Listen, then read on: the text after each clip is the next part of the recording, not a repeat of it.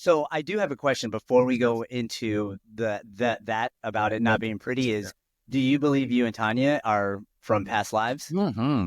Yeah. Yeah. I'm a firm believer in that. Oh, absolutely. Especially because this year, these next couple of years is supposedly, if you believe in this type of thing, where It, a lot of soulmates and twin flames are going to be finding each other, because this is the age that we're moving into, where an enlightenment is not the word I would use, but where a lot of energy is going to be finding itself and then using each other to catapult us into a next golden age of enlightenment. I believe they call it Jesus. Oh no, I can't think of it. Jesus mentality, or like it's the Age of Aquarius, where everybody yes. is way more loving with one another. I've heard that too. I mean, I can't speak to it because I'm not well read in things like that and astrology, etc. But yeah, I've heard that. I've like Tanya and I have talked about this. We Yeah. talked about like we're going into a time of utter disruption. Mm-hmm. And we're also going in a time where if we get through this, or when we get through this, people come together. So Yeah. that could be what you're talking about. Christ consciousness. Christ consciousness. That's the word. And yeah, so apparently this last year, 2025, is going to be a year of chaos before everybody finds their one. And then as we move forward, that Christ consciousness is going to kind of permeate throughout, which, speaking to the couples, it's interesting because I have a lot of friends, more that listen to the show, actually, that have been asking me questions about what do I do? What do I do when I feel this pull towards someone? I can't understand why, but no matter what happens, what we fight about, there's this thing that happens where at the end, I just don't even want to think about the fight anymore. I just want to be okay with this person. Yeah. Okay. And it's interesting because like 2 years ago, the same people that I was talking to about their issues there was hatred in their hearts for one another, like real hatred for one another. And now it's, there's this weird understanding that's happening where they're understanding that the other person is just the same as them, trying to figure it out as they go. So there's this compassion now that's setting in, an empathy. And it's interesting because a lot of these people are people that I would have said, there's no way. There's no way. There's no way. Yeah, there's no way. Yeah, I don't, it's weird. Again, speaking from a perspective of being married a long time, 2 older kids, kind of, at a season of my life where the kids have moved out, where Tanya and I right now are kind of firing on all cylinders. Like, we're actually doing really well right now. We got some issues as it relates to like finances and stuff that we have to figure out.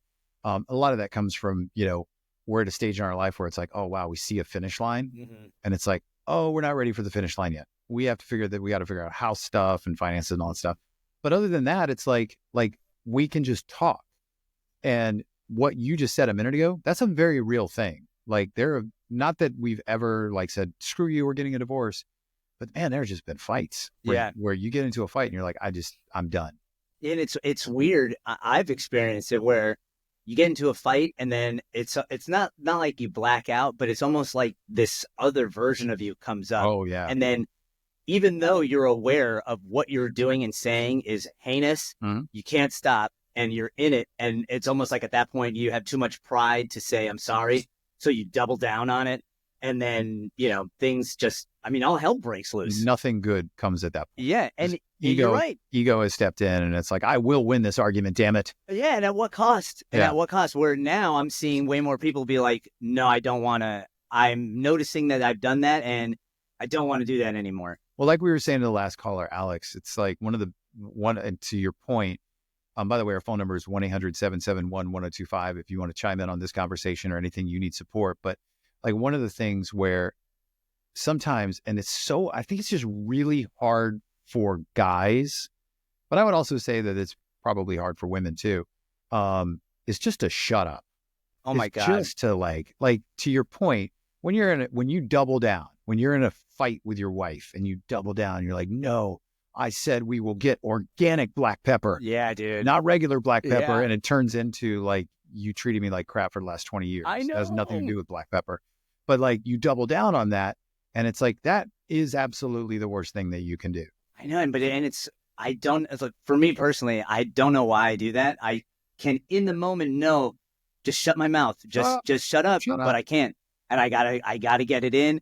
And it's a weird thing with the shutting up when you're in an argument with someone and they're bringing up examples of things you've done, and all you want to do is just explain why you did what you did, but you can't Yeah. because they don't that person doesn't understand. They're not you. They didn't live the last 30 years that you lived. They don't grasp what it is that's important to you and what's not, because how could they? Right. You know? And in that, in the fire of a fight between a husband and a wife, between two people, it doesn't even have to be husband or wife. It can just be boyfriend, girlfriend, fiance, whatever. Or friends, even. Friends. Yeah, totally. In the fire of it, nobody's really listening. No. Like no one's listening. So you can sit there and hold your ground and you can double down and you can do all that, which does absolutely no good. I mean, it's easy for us. We're just two dudes talking on the radio right now. So we're not in it. Unless you want to start a fight. I mean, I don't, but I will say that you're one of the few people. I have maybe 4 people in my life that I have this with, where for some reason with these people like yourself, I don't have the ability to stand on a prideful rock and beat my chest. It's more of you see me for who I am, and since you do, I am just gonna give my truth, and then it is what it is. I understand that people come and people go, but with these certain people, I'd rather just allow myself to be vulnerable. Well, and that allowing, accept is my word this year. But allow and accept go hand in hand. When you just allow those things to happen in any fight, you're gonna, like, especially what I was saying a minute ago. It's like nobody's listening when you're in the fire. No one. And I appreciate what you're saying. That was a nice compliment. That's 2 compliments in one break, so I appreciate that. But when you're in it, nobody's listening. So when you stop and you're like, all right, let's have it. What do you got? Yeah. Tell me about how horrible a husband I've been for the last 20 years. Oftentimes the other person doesn't know what to do with that. No. They don't, well, what do you mean you're not going to fight back? I'm like, well, what's the point? It's like I might as well be commenting on Facebook at this point, because I'm not going to change anything. So go ahead. What do you got? Tell me everything. Tell me everything bad.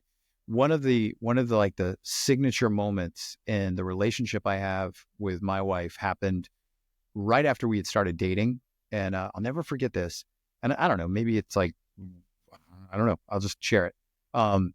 We were still boyfriend, girlfriend. So this is like 94, 95.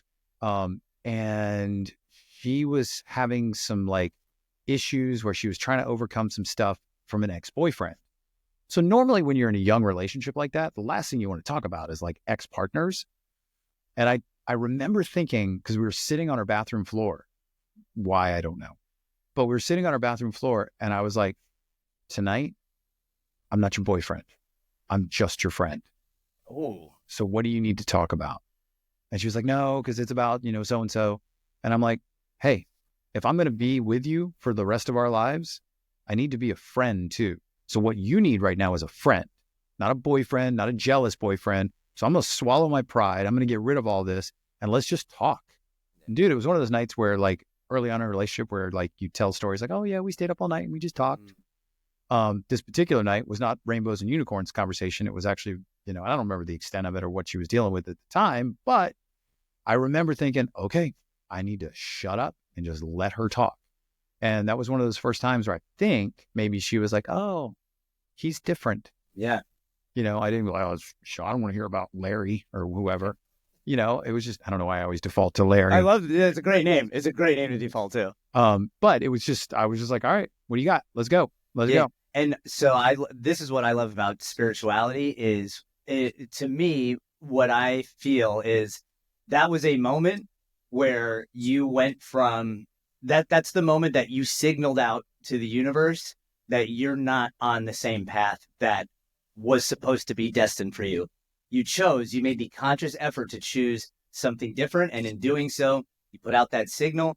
Now the universe knows you're here to play. And it's good and bad, because the bad part is now that the universe knows you're here to play, it's going to play back and it's going to test. Yes. And we both know that those tests are sometimes a bit intense. Yeah. It can be. But the other thing is on the flip side of it is now you're using an energy of love as opposed to pride. So all that's going to start coming back. Mm-hmm. And that is, in my opinion, what our living these lives is all about, is learning how to do that in almost every situation we can.